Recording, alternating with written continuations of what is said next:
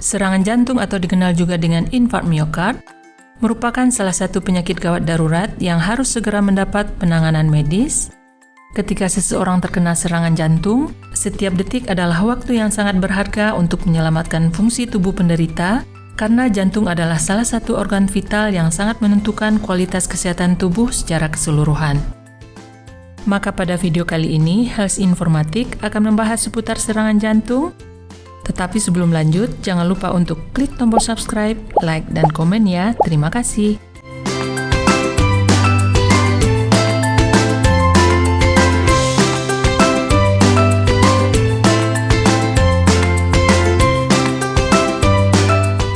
Apa penyebab serangan jantung?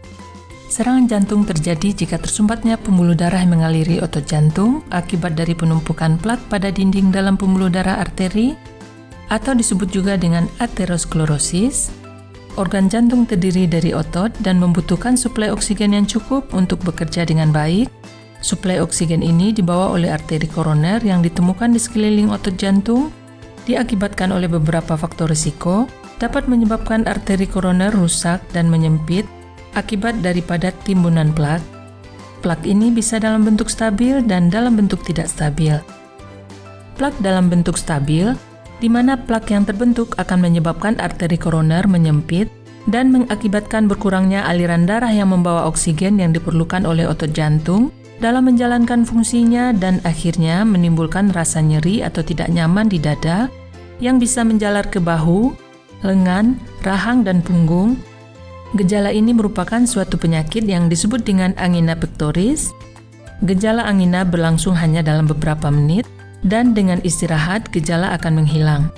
Pada angina, otot jantung hanya mengalami gangguan untuk sementara waktu dan bisa kembali lagi normal, tetapi biasanya angina sering terjadi berulang dan angina kronis ini akan mengakibatkan infark miokard atau serangan jantung.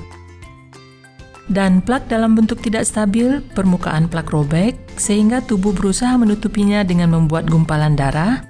Gumpalan ini menimbulkan sumbatan total atau sebagian dari arteri koroner. Jika suplai darah dan oksigen terputus, maka sel-sel otot jantung mulai mengalami kerusakan dan akhirnya mati. Kerusakan yang tidak bisa disembuhkan lagi atau irreversibel akan dimulai dalam waktu 30 menit setelah penyumbatan terjadi, mengakibatkan otot jantung tidak bisa menjalankan fungsinya, yaitu mengedarkan darah ke otak dan ke seluruh tubuh, dan akhirnya, kalau tidak ditangani secara cepat dan tepat akan menyebabkan henti jantung dan kematian. Apa saja gejala serangan jantung?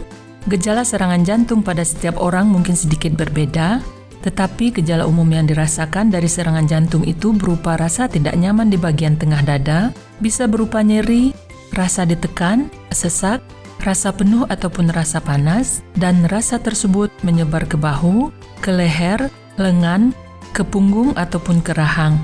Rasa tidak nyaman tersebut berlangsung lebih dari 20 menit dan tidak membaik walaupun dengan istirahat. Gejala serangan jantung bisa muncul di saat kondisi apapun, baik di waktu sedang beraktivitas maupun setelahnya, seperti sedang berolahraga maupun sesudah melakukan olahraga, sedang dalam kondisi tertekan atau stres, setelah makan besar, bahkan bisa juga terjadi ketika sedang beristirahat. Nyeri dada yang terjadi biasanya disertai oleh beberapa gejala penyerta seperti sesak nafas, berkeringat dingin, kulit lembab, pucat, pusing, denyut nadi cepat dan tidak beraturan, mual muntah, merasa lemah dan bisa juga mengalami pingsan. Siapa saja yang berisiko terkena serangan jantung? Faktor risiko serangan jantung dibagi atas dua bagian. Pertama, faktor risiko yang dibawa sejak lahir atau diwariskan. Faktor bawaan atau genetik tersebut diantaranya adalah: pertama, mempunyai keluarga dengan riwayat hipertensi, ataupun riwayat penyakit jantung yang dimulai sebelum usia 55 tahun. Faktor risiko yang kedua yaitu penderita diabetes tipe 1. Diabetes tipe ini dialami oleh orang berusia muda seperti pada anak-anak dan pada remaja. Sedangkan faktor yang ketiga yaitu wanita yang telah mengalami menopause. Hal ini berkaitan dengan perubahan hormonal karena sudah tidak adanya lagi perlindungan pada pembuluh darah dari hormon estrogen. Dan faktor yang keempat yaitu pada pria ataupun pada wanita berumur lebih dari 65 tahun. Pada usia ini, serangan jantung sangat sering terjadi. Dan faktor risiko selanjutnya yaitu faktor risiko yang didapat, di antaranya pada penderita hipertensi, penderita diabetes tipe 2, orang dengan kadar kolesterol LDL atau trigliserida yang tinggi dan HDL yang rendah, serta orang yang punya kelebihan berat badan. Mencegah serangan jantung, ada beberapa hal yang perlu kita lakukan untuk mencegah serangan jantung. Di antaranya adalah, pertama, memperbanyak makan buah dan sayur.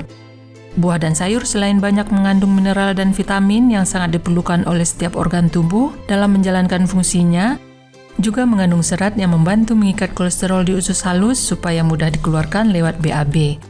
Yang kedua, mengontrol tekanan darah, kadar gula darah, serta kadar lemak yang tinggi, baik dengan obat-obatan maupun dengan perubahan gaya hidup.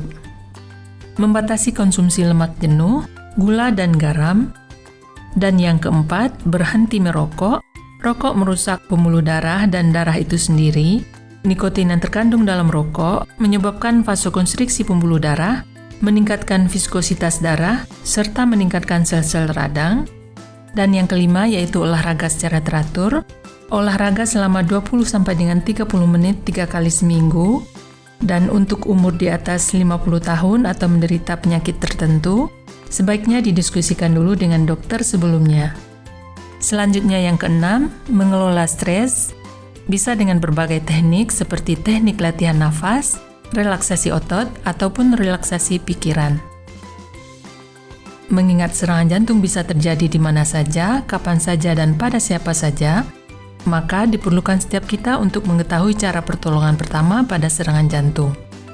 Karena peluang bertahan hidup seseorang meningkat 3 kali lebih besar jika mendapat pertolongan pertama yang efektif dalam waktu 30 menit sampai dengan 1 jam dari awal serangan. Penderita yang mengalami serangan jantung harus segera didudukkan. Jika dibiarkan berdiri, berisiko untuk jatuh, dan apabila dibiarkan berbaring, dikhawatirkan akan terganggunya jalan nafas. Dan segeralah menelpon ambulan gawat darurat 119, serta memberitahu kalau Anda memerlukan ambulan untuk membawa orang yang sedang mengalami serangan jantung. Membawa pasien jantung dengan ambulan lebih diutamakan supaya memudahkan administrasi ketika sampai di rumah sakit, sehingga bisa mempercepat penanganan dan juga selama perjalanan ke rumah sakit bisa diambil beberapa tindakan untuk penyelamatan pasien. Sambil menunggu ambulan, pakaian penderita yang mengikat seperti di leher, di dada atau di pinggang dilonggarkan, dan jika pasien sepenuhnya sadar, bisa diberikan aspirin tablet 300 mg. Aspirin merupakan obat pengencer darah yang sangat efektif, tetapi jika pasien tidak sadar, jangan memberi obat apapun, segeralah periksa nafas dan dagu penderita diangkat untuk mencegah terhalangnya jalan nafas oleh lidah. Jika ditemukan hembusan nafas dan denyut nadi tidak ada, seharusnya dilakukan resusitasi jantung paru atau disingkat dengan RJP. Dengan RJP diharapkan memungkinkan bisa menyelamatkan kehidupan penderita. Cara mengobati serangan jantung. Pengobatan serangan jantung tujuannya adalah memulihkan aliran darah ke otot jantung yang terkena dengan sesegera mungkin. Bisa dilakukan dengan pengobatan hingga operasi. Pemberian tambahan oksigen sangat diperlukan.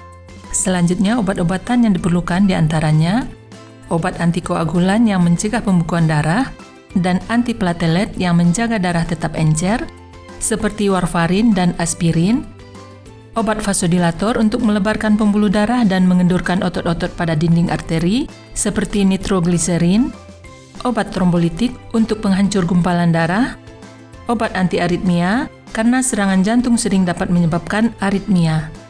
Prosedur operasi jantung yang mungkin dilakukan untuk menangani serangan jantung diantaranya pemasangan ring jantung atau stent, disebut juga dengan angioplasti koroner. Ring atau stent dipasang setelah sebelumnya dimasukkan kateter dengan balon di ujungnya. Dimasukkan lewat pembuluh darah besar di kaki atau di lengan menuju ke pembuluh darah yang menyempit di jantung. Yang kedua, operasi bypass jantung.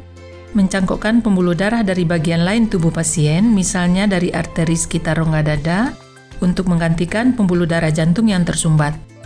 Pemulihan setelah mengalami serangan jantung. Tujuan dari rehabilitasi serangan jantung adalah mengembalikan kebugaran fisik pasien agar bisa melanjutkan aktivitas sehari-hari, serta mengurangi risiko terjadinya komplikasi dan risiko kambuhnya kembali serangan jantung. Sampai di sini dulu informasi mengenai serangan jantung dari Health Informatik, dan sampai jumpa di video berikutnya.